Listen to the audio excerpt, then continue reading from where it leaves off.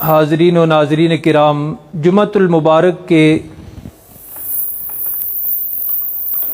بیانات میں گزشتہ 2-3 جمعات سے ہم خلیفہ اول بلا فصل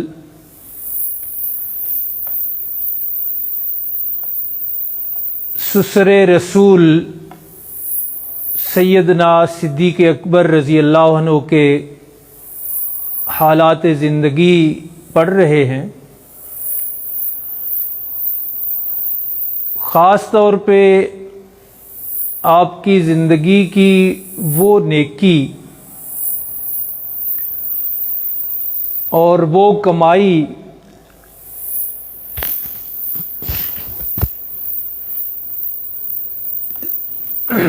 جس پر بڑے بڑے صحابہ علیہم الرضوان رشک کیا کرتے تھے، یعنی سفر ہجرت۔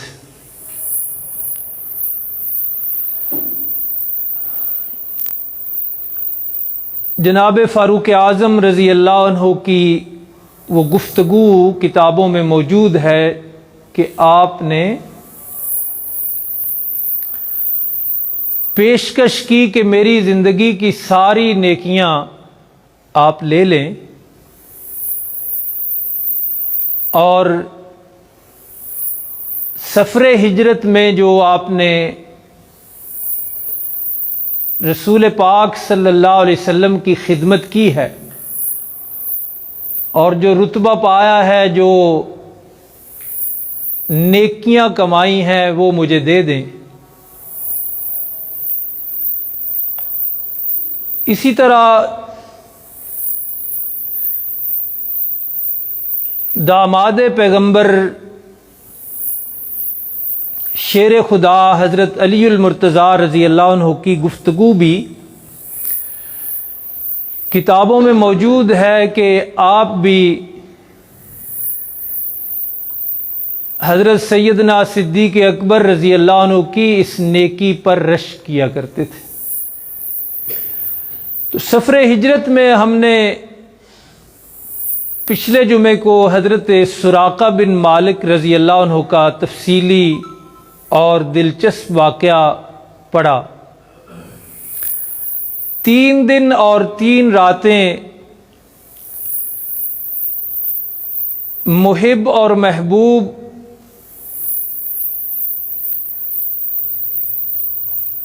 جناب سیدنا صدیق اکبر رضی اللہ عنہ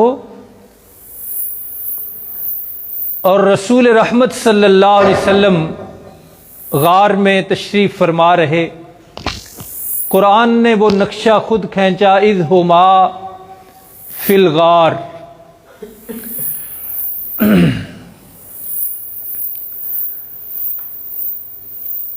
یہاں تک کا جو سفر ہے، اس میں نمایاں تو سیدنا صدیق اکبر رضی اللہ عنہ ہی ہیں،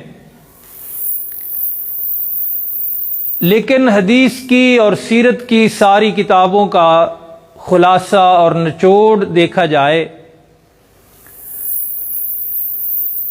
تو رسول اللہ صلی اللہ علیہ وسلم کی خدمت میں سیدنا صدیق اکبر رضی اللہ عنہ کا سارا گھرانہ مصروف نظر آتا ہے۔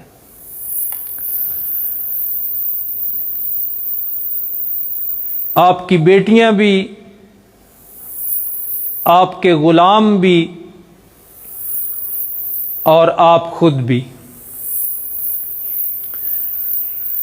3 دن اور 3 راتیں غار میں قیام فرمانے کے بعد یہاں سے مدینہ منورہ کا جو سفر ہے وہ اونٹنیوں پر ہوا اور ان کا انتظام بھی سیدنا صدیق اکبر رضی اللہ عنہ نے فرمایا۔ مدینہ تشریف آوری تک اور بھی 2 بڑے اہم واقعات پیش آئے، انہی کا آج مختصراً ذکر ہوگا۔ سب سے اہم اور دلچسپ واقعہ یہ پیش آیا کہ سفر طویل تھا، ایک جگہ آپ نے تھکاوٹ محسوس کی، پڑاؤ کا خیال فرمایا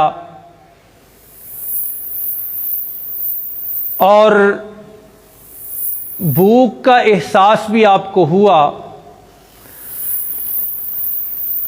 تو چلتے چلتے آپ نے دیکھا کہ ایک خیمہ لگا ہوا ہے، جو اس بات کے آثار تھے کہ کوئی نہ کوئی بندہ موجود ہے اس میں۔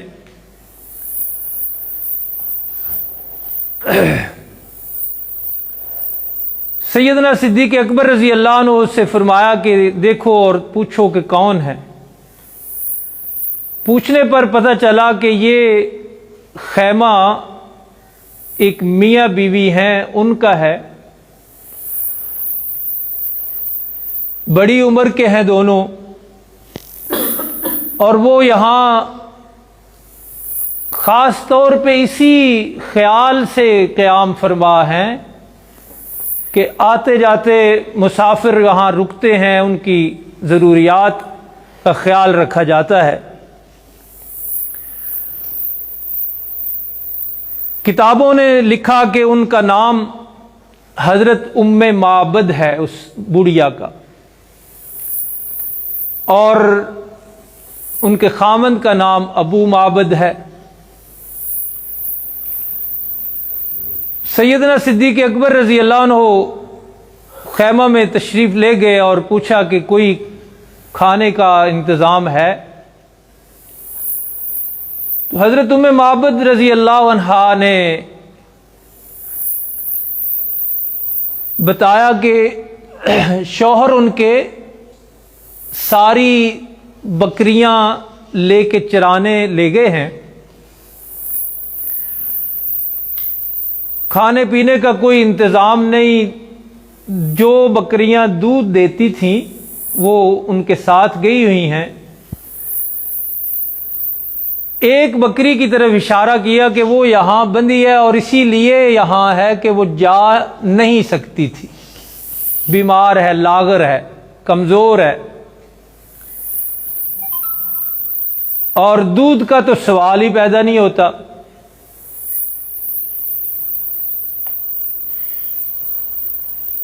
نبی پاک صلی اللہ علیہ وسلم نے حضرت ابو بکر رضی اللہ عنہ سے فرمایا کہ انہیں کہیں کہ وہ بکری ہمارے قریب کریں، ہمارے پاس لے آئیں۔ سیدنا صدیق اکبر رضی اللہ عنہ حضرت ام معبد کی اجازت سے وہ بکری لے آئے۔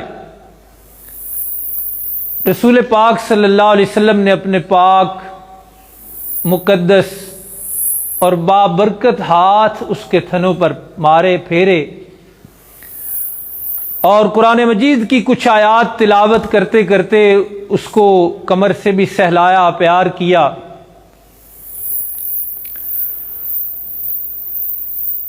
تو رب العالمین کے حکم سے وہ بکری جو لاغر، کمزور اور بیمار سمجھ کے گھر میں رکھی گئی تھی، اس کے تھنوں میں اللہ کے حکم سے دودھ اتر آیا۔ حضرت ام معبد یہ سارا نقشہ اور یہ سارا کرشمہ اور یہ معجزہ دیکھ رہی تھی۔ رسول اللہ صلی اللہ علیہ وسلم نے برتن منگوایا اور دودھ نکالنا شروع فرمایا۔ دودھ نکال کے سب سے پہلے پلایا حضرت ام معبد رضی اللہ عنہ کو۔ انہوں نے جب پی لیا تو پھر دوبارہ نکالا دودھ اور پھر حضرت صدیق اکبر رضی اللہ عنہ کو پلایا، اور خادم القوم آخرہم، قوم کا جو خادم ہوتا ہے وہ اس کا نمبر آخر میں آتا ہے۔ تو امام الانبیاء تھے آپ، رتبے اور شانیں ایسی کہ انتہا نہیں، لیکن آپ نے دودھ تناول فرمایا آخر میں. اتنا دودھ نکل آیا. جب اس گھر میں موجود سارے افراد سیر ہو گئے تو آپ نے فرمایا کہ ام معبد سے کہیں کہ برتن دیں. دوبارہ پھر آپ نے دودھ نکالا، برتن بھر گیا اور وہ حضرت ام معبد رضی اللہ عنہ کے حوالے کر دیا کہ گھر میں رکھیں. اور سفر پر تشریف لے گئے، سفر جاری رکھا. حضرت ابو معبد جب اپنے وقت پر گھر تشریف لائے ریوڑ لے کر، تو کتابوں میں لکھا ہے کہ سب سے پہلے تو انہوں نے خیمے میں لاجواب سی خوشبو محسوس کی کہ جو پہلے انہوں نے کبھی محسوس نہیں فرمائی تھی. تو اہلیہ سے، زوجہ محترمہ سے پوچھا کہ آج کون آئے تھے؟ کہ خیمہ معطر ہے آج ابھی تک.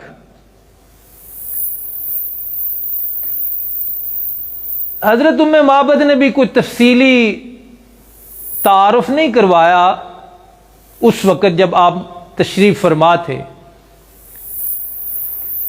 لیکن حضرت ابو معبد کے پوچھنے پر رسول اللہ صلی اللہ علیہ وسلم کے حسن لاجواب کا جو نقشہ حضرت ام معبد نے کھینچا وہ کتابوں کی زینت ہے. خود اس کی عربی بڑی فصیح اور بلیغ ہے اور بڑے عمدہ الفاظ ہیں. تو ابو معبد کے پوچھنے پر انہوں نے بتایا کہ ایک ایسی شخصیت تھی، وہ حسن کا پورا نقشہ کھینچا کہ قد زیادہ لمبا نہیں تھا کہ برا لگے، زیادہ چھوٹا نہیں تھا کہ نامناسب لگے. سر اقدس کا بتایا کہ زیادہ بڑا نہیں تھا کہ ناموزوں لگے، اور زیادہ چھوٹا نہیں تھا کہ نامناسب لگے. یہ ابرو کا ذکر کیا کہ یہ اٹھے ہوئے بلند اور آپس میں ملے ہوئے تھے. اور آپ کے رخساروں کا تذکرہ فرمایا کہ خوبصورت اور گلے انار کی طرح سرخ اور چمکدار تھے. آپ کے دندان اقدس کا تذکرہ فرمایا کہ ایسے لگتا تھا جیسے موتی ہوں. اور آپ کی گفتگو کا تذکرہ فرمایا کہ آپ ٹھہر کر آہستہ آہستہ تسلسل کے ساتھ، روانی کے ساتھ اور واضح الفاظ استعمال کرتے ہوئے گفتگو فرماتے تھے.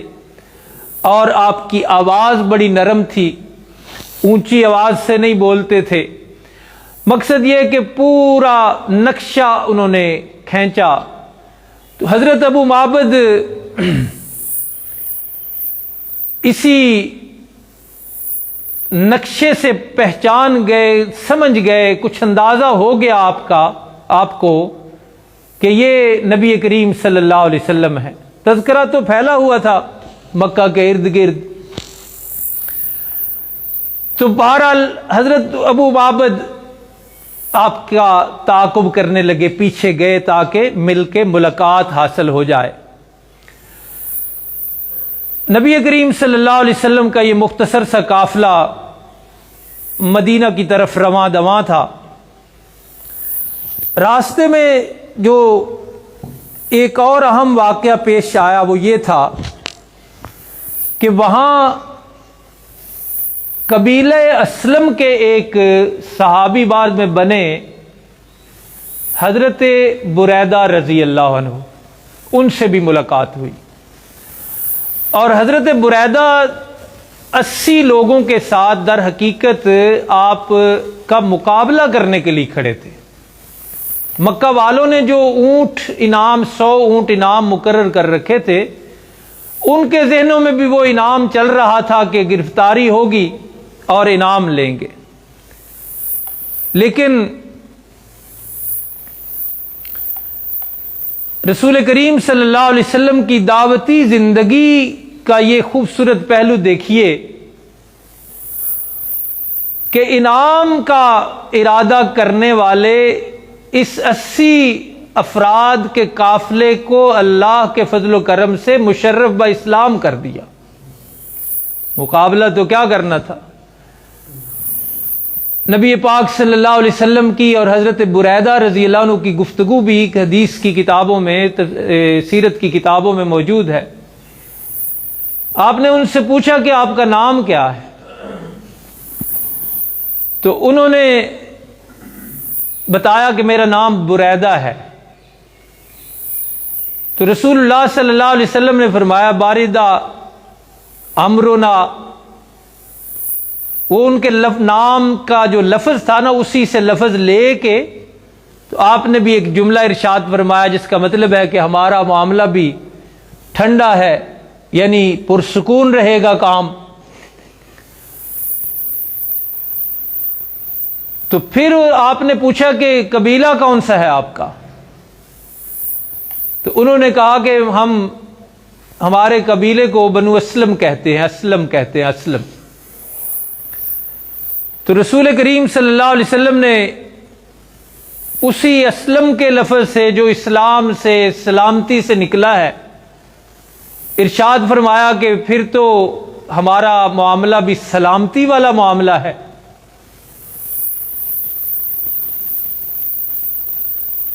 پھر آپ نے پوچھا یہ جو اسلم کا قبیلہ ہے یہ کس بڑے قبیلے کی آگے شاخ ہے؟ حضرت بریدہ رضی اللہ عنہ نے بتایا کہ یہ بنو سہم قبیلہ ہے، اس کی یہ آگے شاخ ہے۔ تو جناب نبی کریم صلی اللہ علیہ وسلم نے حضرت ابو بکر رضی اللہ عنہ کی دلجوئی کے لیے ارشاد فرمایا کہ آپ کا حصہ بھی سلامتی والا بن گیا۔ سہم حصے کو کہتے ہیں۔ تو اس طرح کی آپ نے اس سے حضرت بریدہ رضی اللہ عنہ سے گفتگو فرمائی، تو حضرت بریدہ رضی اللہ عنہ نے بھی پوچھا کہ آپ کون ہیں؟ یہ تو میرے بارے میں آپ نے پوچھا، میں نے بتایا اور آپ نے ہر لفظ کے ساتھ ایک خوبصورت فعال کی طرف اشارہ کیا، ایک خوبصورت پہلو اس کا نکالا۔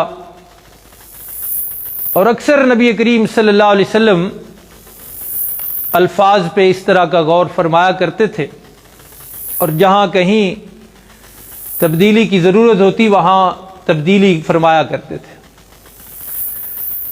کئی نام آپ نے تبدیل کیے صحابہ کے۔ تو حضرت بریدہ رضی اللہ عنہ نے پوچھا کہ آپ کون ہیں؟ تو نبی پاک صلی اللہ علیہ وسلم نے فرمایا کہ انا محمد الرسول اللہ، کہ میں محمد ہوں، اللہ کا رسول ہوں۔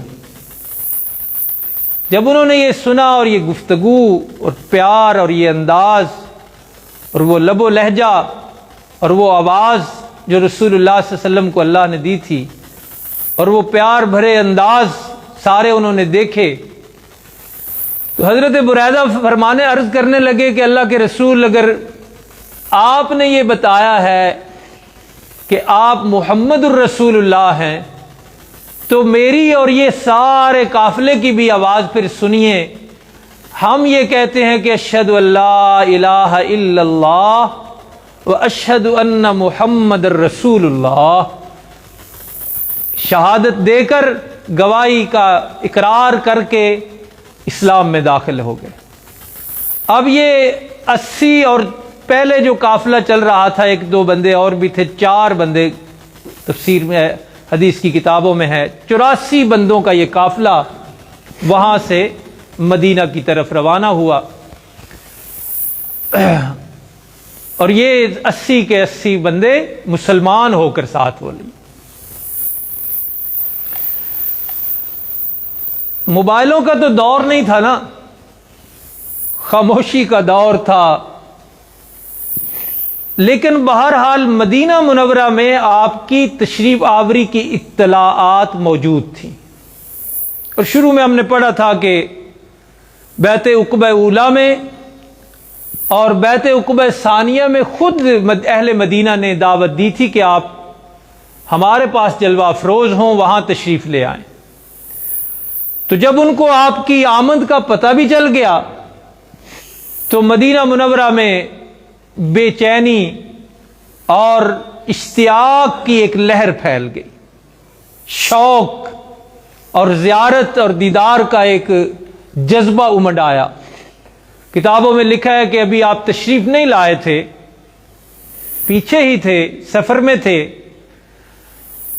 تو مدینہ والوں کا یہ معمول بن گیا کئی دنوں تک کہ اہل مدینہ آپ کے استقبال کے لیے، آپ کو خوش آمدید کہنے کے لیے، آپ کی زیارت کے لیے، آپ کے دیدار کے لیے مدینہ سے نکلتے بچے بڑے اور مدینہ سے باہر آ کے کھڑے ہو جاتے صبح کو اور آپ کے قافلے کا انتظار کرتے رہتے، اور جب محسوس کرتے کہ اب نہیں آئیں گے تو سارے دن کا انتظار کرتے کرتے پھر واپس مدینہ شریف لوٹ آتے، اور پھر دوسرے دن یہی معمول، اور کئی دنوں تک یہ معمول رہا۔ جس دن آپ تشریف لائے اس وقت اہل مدینہ اپنے اس استقبالی پروگرام سے واپس آ چکے تھے، اپنے اپنے گھروں میں اپنے اپنے کام کاج میں مصروف تھے۔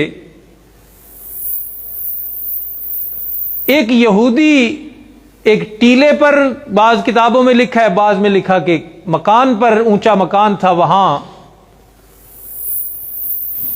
موجود تھا۔ اس نے دیکھا کہ ایک قافلہ آ رہا ہے، اور رسول کریم صلی اللہ علیہ وسلم کا پسندیدہ لباس سفید لباس تھا، اس وقت بھی لباس آپ نے سفید ہی زیب تن فرما رکھا تھا۔ تو جیسے ہی اس نے قافلے کے آثار دیکھے نا تو اس نے شور مچا دیا، اس نے شور کیا کہ مدینہ والوں، جس ہستی کا، جس ذات مقدس کا انتظار کئی دنوں سے کر رہے تھے، مجھے لگتا ہے کہ وہ ہستی تشریف لے آئی ہے۔ تو اہل مدینہ میں شور و غل ہوا، شوق اور ذوق کے ساتھ، پورے اشتیاق کے ساتھ اہل مدینہ باہر تشریف لائے اور رسول کریم صلی اللہ علیہ وسلم کی آمد پر ان کا استقبال کیا۔ اور یہ آمد اور یہ استقبال، اہم بات یاد رکھیے، یہ آمد بھی حقیقی آمد تھی اور یہ استقبال بھی حقیقی استقبال تھا۔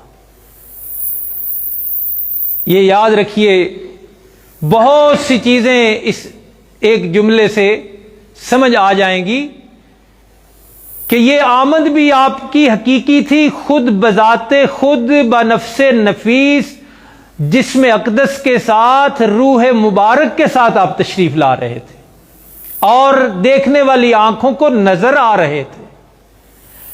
اور اہل مدینہ کا استقبال بھی بالکل برحق تھا، اس لیے کہ وہ آپ کی آمد کا سن چکے تھے، آپ کی آمد کی اطلاع پا چکے تھے، آپ ان کو دیکھ رہے تھے، استقبال کرنے والے بھی ان کو دیکھ رہے تھے، اور جس مبارک ہستی کا استقبال ہو رہا تھا وہ بھی نظر آ رہی تھی۔ لہذا اس میں کوئی مسئلہ نہیں ہے، آمد حقیقی ہو،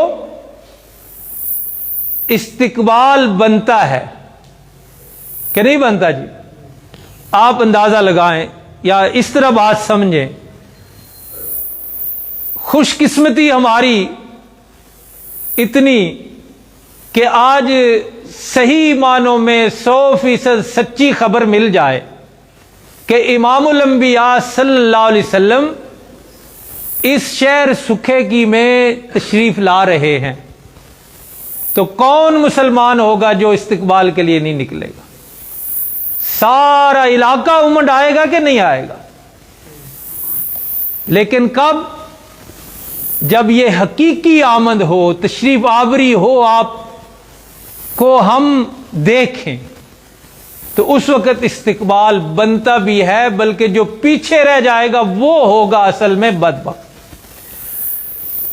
لیکن فرضی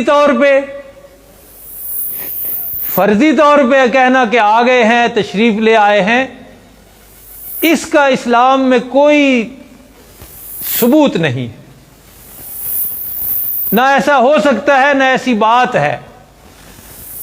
تو بہرحال مدینہ والوں نے بڑا بھرپور استقبال فرمایا، اور اسی موقع پہ وہ چھوٹی بچیوں نے مشہور اشعار کہے جو اکثر مسلمانوں نے سن رکھے ہیں کہ طلع البدر علینا من ثنیات الوداع وجب الشکر علینا ما دعا للہ داعی، کہ 14ویں کا چاند ہم پر طلوع ہوا ہے، حسن و جمال کے انتہا کی طرف اشارہ کرتے ہوئے کہ 14ویں کا چاند ہم پر طلوع ہوا اور ہم پر شکر واجب ہے۔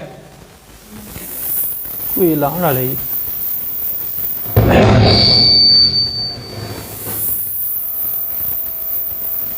اور اسی طرح یہاں یہ حرہ کا مقام ہے، اس کو حرہ کہتے ہیں، یہاں استقبال ہوا ہے۔ وہاں بھی اللہ کے محبوب صلی اللہ علیہ وسلم یا تو 14 دن مقیم رہے، یا کتابوں میں ہے کہ 4 دن۔